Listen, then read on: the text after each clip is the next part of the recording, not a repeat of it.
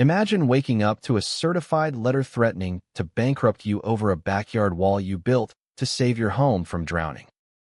That's what happened to me. All because some self-appointed guardians of community aesthetics decided my practical fix was an eyesore.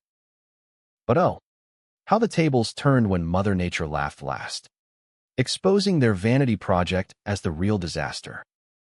In the sleepy suburb of Willow Creek, Virginia, where manicured lawns hid a web of petty rules, I was the quiet guy next door, former engineer, single dad to a rambunctious 8-year-old, and owner of a house backing onto a sneaky little stream that turned vicious during rains. The HOA board, led by Marlene, a plump, perpetually pursed-lipped busybody who quoted bylaws like scripture, had spent the past year enhancing our neighborhood with what she called elegant pathways. They ripped out the old gravel drains and replaced them with fancy interlocking pavers, complete with flower beds and solar lights. It's about elevating our standards, she'd coo at meetings, her voice dripping with fake sweetness while ignoring my warnings about flood risks. I stayed silent at first, watching the gossip mill churn, whispers that I was antisocial for skipping barbecues, rumors I was hiding something shady in my yard. But inside, I was mapping every flaw in their plan, knowing the stream didn't care about curb appeal.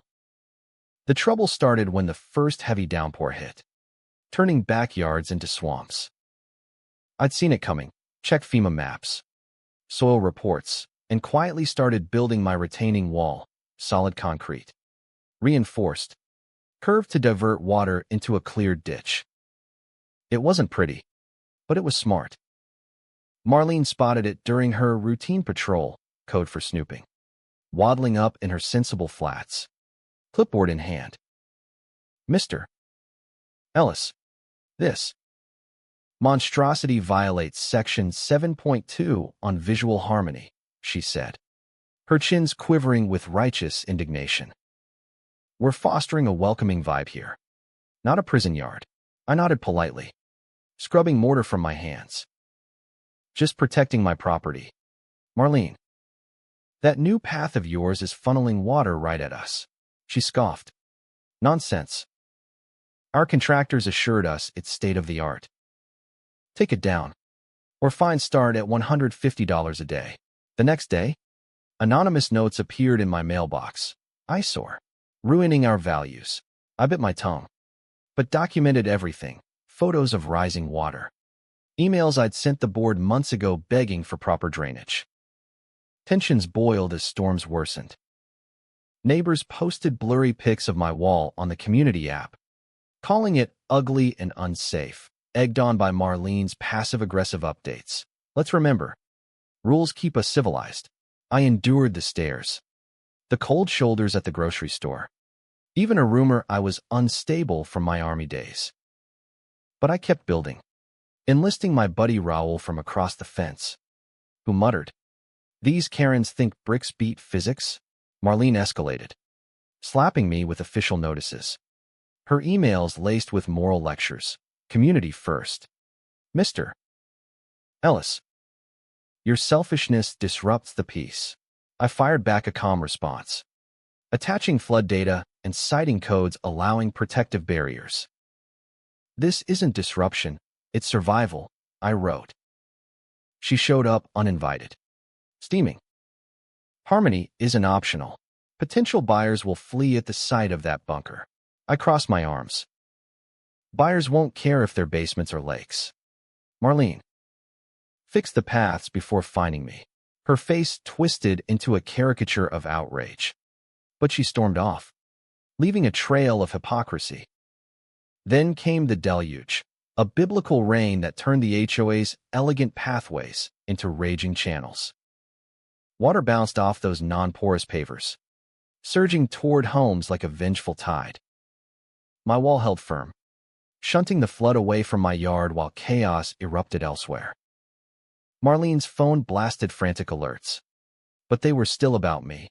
"Final violation notice. Remove immediately." I watched from my dry porch as she sloshed through her driveway in designer boots, yelling into her phone, "This can't be. Our paths are certified. Her house flooded first, water bubbling up through her pristine floors. Neighbors panicked.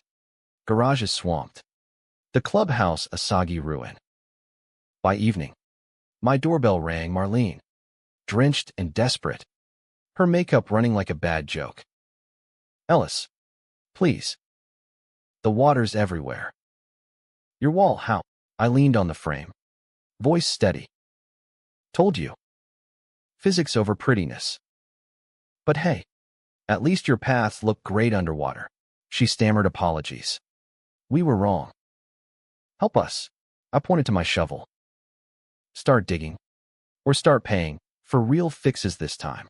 In the aftermath, as FEMA crews praised my ingenious barrier and condemned the HOA's negligence, the board crumbled. Marlene resigned in disgrace.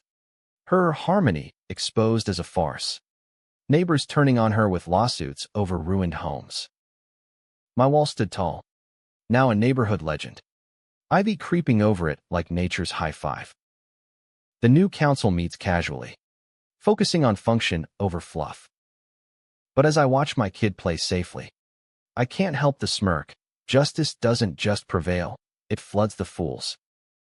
Was I the real villain for defying the HOA's harmony, or were they the ones drowning in their own delusions?